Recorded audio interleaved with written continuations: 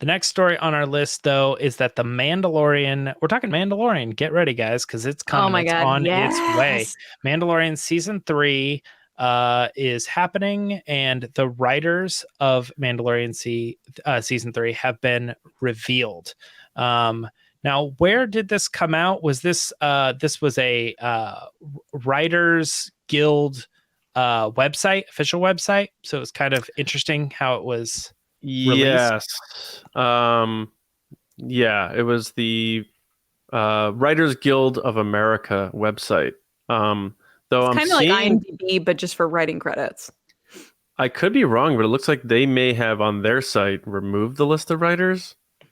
But it should still It be was up there earlier because I definitely read through it. It's basically Jon Favreau, Noah Knoll, I think is his name. No, not Noah Core, I think is his name. And then there's 2 episodes that Dave Filoni's doing. Yeah. But the whole thing just says Jon Favreau, Jon Favreau, Jon Favreau, Jon Favreau. Mhm. Right. And as it should, you know,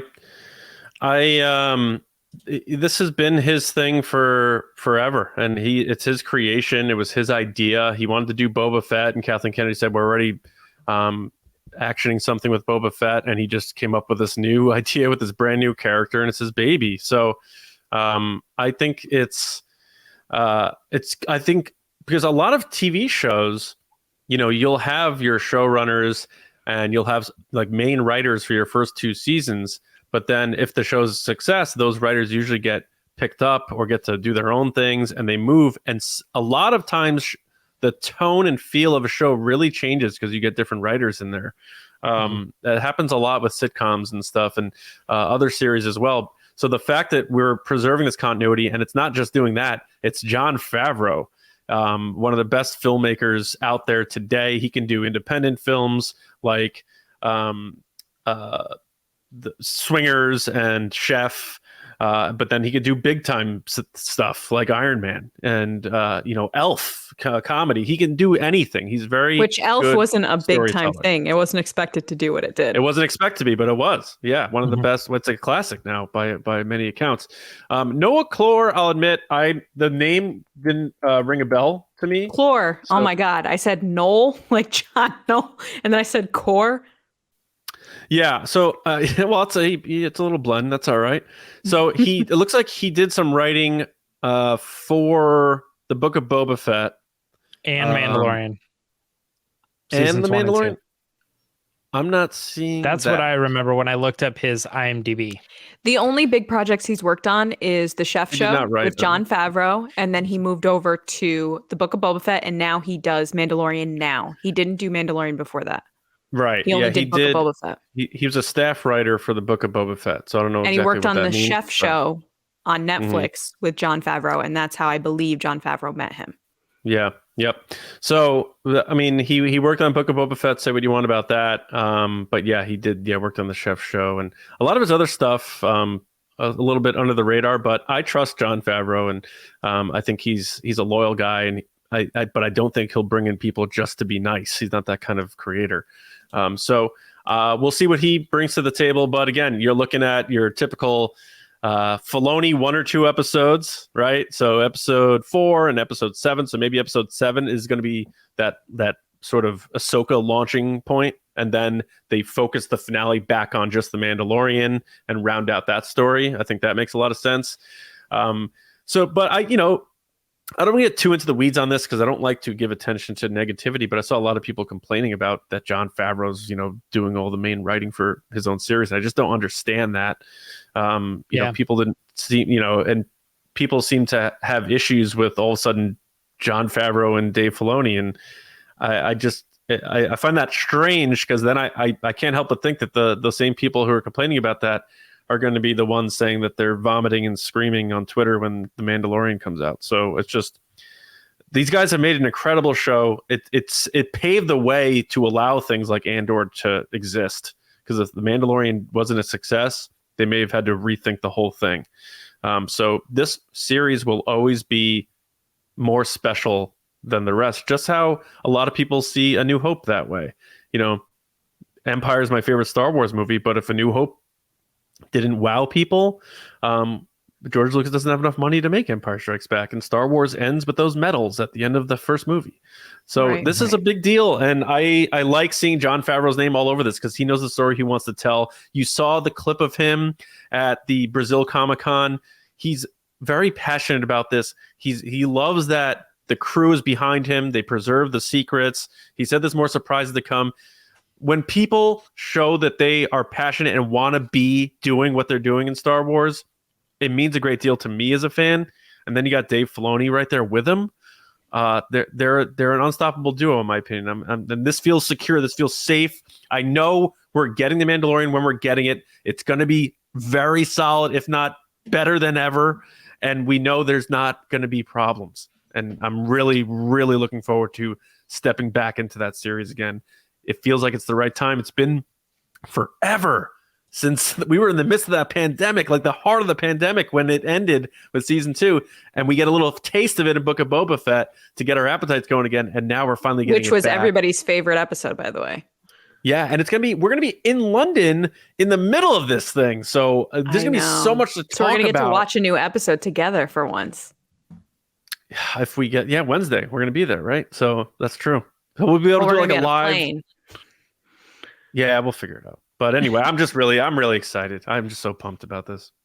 I wanted to point out too, just so, because I know you mentioned that Jon Favreau had done most of the writing for his own series. He has written every episode of season 1 and season 2, except for Dave Filoni wrote The Gunslinger. A handful of people wrote The Prisoner. So that's episodes 5 and 6 from season 1. And then he did not write The Jedi, which is the Ahsoka episode in season 2. And he did not write The Believer, which is chapter 15, the episode right before the finale.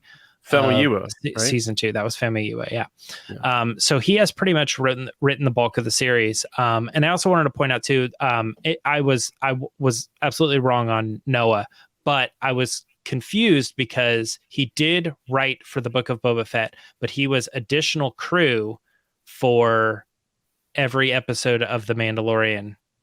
He was not a writer, he was crew. Which is interesting. He worked his way up. Yeah. And and that's like really the only thing he's done. I mean, there's a couple like random things that he, like short stories he's written or whatever, but you think you got that additional crew job. He did 2 seasons of that. Then he got bumped up to being a staff writer on the Book of Boba Fett. And now he's like one of official writers, like co-writing in season 3 of The Mandalorian. Dude clearly knows who to talk to and how to move his way up. And he's apparently doing a good job because people like Jon Favreau are starting to give him writing credit, So it's like... Right. And we have to congrats. Consider also that he got a writing credit. It might be one idea that Jon Favreau used. Like, that's what people have to realize. It's like he didn't maybe write the whole episode. Maybe he added to one scene. Maybe he added a certain element.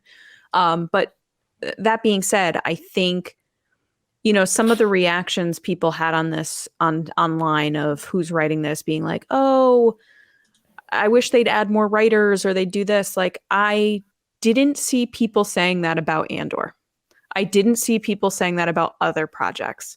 So I'm not sure why people on a regular basis are saying that about Jon Favreau. Like, it seems like, okay, if you're going to say it one, you have to say it for all of them. Weren't there people saying Jon Favreau can't write women, and then last week we see Ming-Na Wen thanking Jon Favreau because she won a Saturn Award for best performance in Book of Boba Fett.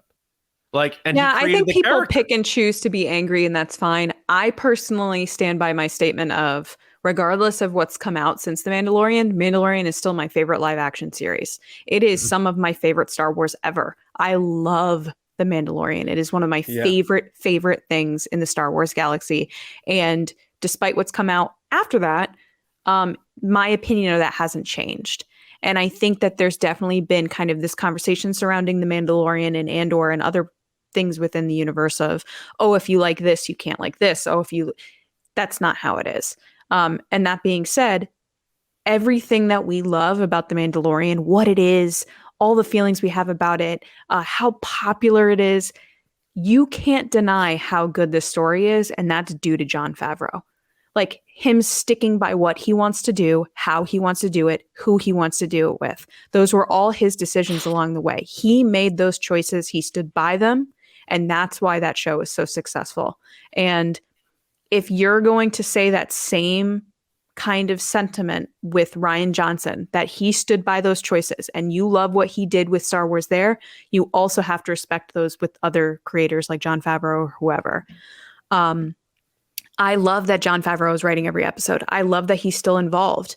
I see this as his kind of brainchild, his thing. And the fact that he went to Kathleen Kennedy and was like, I want to do Boba Fett. And they were like, you can't. And then he created this whole new universe for himself and has been saying like, hey, this is like me playing in a sandbox with my toys. People have been criticizing that. I love it.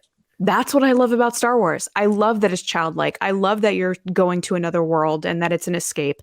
That's why I love this franchise. So I guess I'm missing something because I see people being like, oh, well, that's not what it should be about. That's what I like. And I can't wait to see where this season's going to take us. Jon Favreau can do whatever he wants in Star Wars. Same with Dave Filoni. They are absolutely perfect in my book. And I love every choice they've made so far. So I trust that they're going to make what's right for their characters. And I've enjoyed everything. There's nothing that the only thing I didn't like was spiders, and that's because I don't like spiders, not because they wrote them terribly. If you're like, I couldn't handle this episode. It's great. So James, what do you think? I mean, there's not much to say. As far as Jon Favreau writing the series, I'm absolutely 100% down with him. And your tweet was great. The Return of the Jedi thing, that was amazing that you tweeted. People got to go see your Twitter account and see that clip of those guys doing that stuff. And your point about it was right on.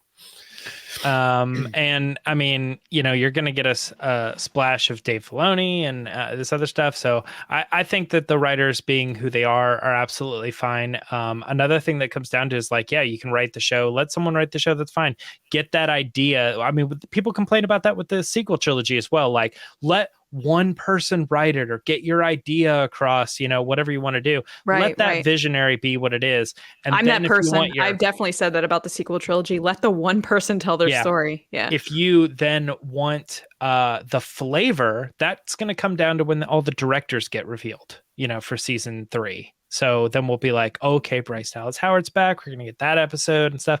That's where you're going to get your variation in style and stuff. But let the story be the story, because ultimately we want Mando to be on the journey that's being told by Jon Favreau, the creator of the character. So it's and Favreau's not like calling in to ask people to send him dailies to look at. He is on set, hands in the clay.